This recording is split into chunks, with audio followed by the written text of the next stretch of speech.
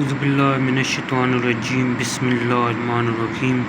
Class number 6 और topic number part number 2 module number 3 के अंदर हम बात कर रहे थे। आज हम बात करेंगे कंपैरिजन ऑपरेटर के बारे में। कंपैरिजन ऑपरेटर क्या चीज़ होती है? ये हमारे पास दो चीज़ों पे मुश्तमिल होता है, जो कि कंपेयर टू वैल्यूज़, दो वैल्यूज़ के दरमियान कंपेयर करता है और उसका रिज़ल्ट हमें ट्रू या फॉल्स में देता है। List of comparison operator given है हमारे पास। पहला जो हमारे पास है वो इक्वल टू का, दूसरा नॉट इक्वल टू, तीसरा ग्रेटर देन, चौथा हमारे पास लेस देन, पांचवा ग्रेटर देन और इक्वल टू, और छठा जो हमारे पास लास्ट है लेस देन और इक्वल टू। फर्स्ट हम बात करते हैं इक्वल टू का। इक्वल टू क्या है? Check if the values of two operand, यानी कि दो ऑपरेंड या दो वेरिएबल के दरमियान वैल्यू चेक करनी है तो हम क्या करते हैं कि इक्वल टू का निशान लगाते हैं। जैसा कि यहाँ पर वैल्यू तो ली हुई हैं और मैंने पहले ही बताया हुआ है कि जो पाइथन प्रोग्रामिंग लैंग्वेज है ये खुद खुद समझ जाती है। इसके अंदर डेटा टाइप देने की हमें ज़रूरत ही नहीं होती, ये खुद ब खुद अब ये खुद ब खुद हमें बता रही है। यहाँ पर देखें, ए के अंदर हमारे पास 10 है, बी के अंदर भी 10 है। जब हम इसको प्रिंट करेंगे तो हमारे पास रिज़ल्ट ट्रू आएगा, क्योंकि ए के अंदर भी 10 है और बी के अंदर भी 10 है, तब ये हमारे पास रिज़ल्ट ट्रू आ रहा है। नेक्स्ट हम बात करते हैं तो check not equal to operand.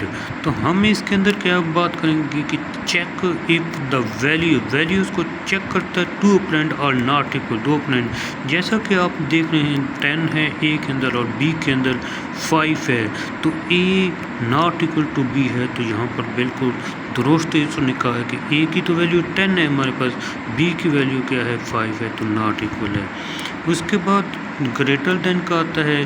Greater than के भी सेम इसी तरह कि लेफ़्ट साइड वाली जो वैल्यूज़ होगी वो बड़ी होनी चाहिए राइट साइड वाली वैल्यू से।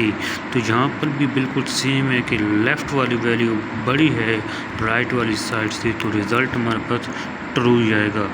फिर हमारे पास क्या होता है लेस देन का है। लेस देन के अंदर लेफ़्ट वाली वैल्यू अब छोटी होगी जबकि राइट वाली वैल्यू बड़ी होगी। तो लेफ़्ट वाली छोटी है यानी ए छोटा है बी, तो यहाँ पर भी सेम रिज़ल्ट आएगा यानी ट्रू।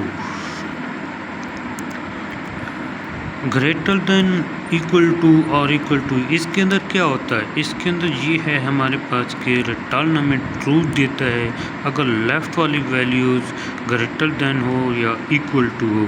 अब यहाँ पर जो वैल्यू हमें दी गई हैं वो इक्वल टू है, जबकि अगर मैं इसके अंदर 6 लिख देता हूँ ए के अंदर तब भी हमारे पास रिज़ल्ट ट्रू आएगा।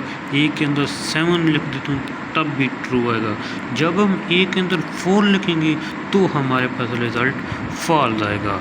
इसी तरह नेक्स्ट हम चलते हैं तो ये लेस देन है, ये भी सेम इसी तरह काम करेगा कि return true if the left value less than equal to and right value. A की वैल्यू हमने 2 रखी है, बी की वैल्यू 4 रखी है, तब हमारे पास ये जो रिज़ल्ट आ रहा है ये ट्रू आ रहा है, क्योंकि 2 छोटा है 4 से, तो इसलिए तो ये हमारे पास थे ऑपरेटर। इसके बाद जो है हमारे पास ये यहाँ पर देखिए हमने स्ट्रिंग के दरमियान हमने एक एग्जांपल लिया है। फॉर एग्जांपल आपको कहा जाए कि आप 2 स्ट्रिंग लें, उनको देखें कि क्या ये मैच होती है। तो यहाँ पर भी हमारे पास क्यों पहला ट्रू है? क्योंकि इसके अंदर तादाद भी सेम है, तो एप्पल्स के अंदर 5 है तो एप्पल्स 5।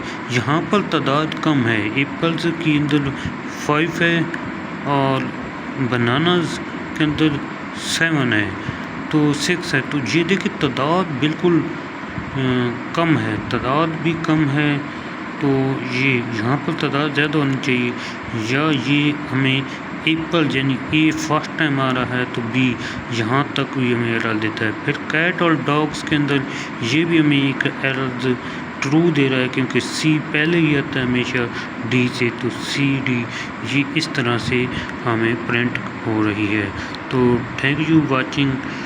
आप सब्सक्राइब के बटन को ज़रूर दबाएं क्योंकि नेक्स्ट भी आने वाली वीडियो बहुत ही अहम, जो ये टॉपिक हैं ये बहुत ही अहम हैं। आपको जो फ़ायदा हो रहा है तो आप इसको आगे भी शेयर कर सकते हैं। थैंक यू देखने के लिए।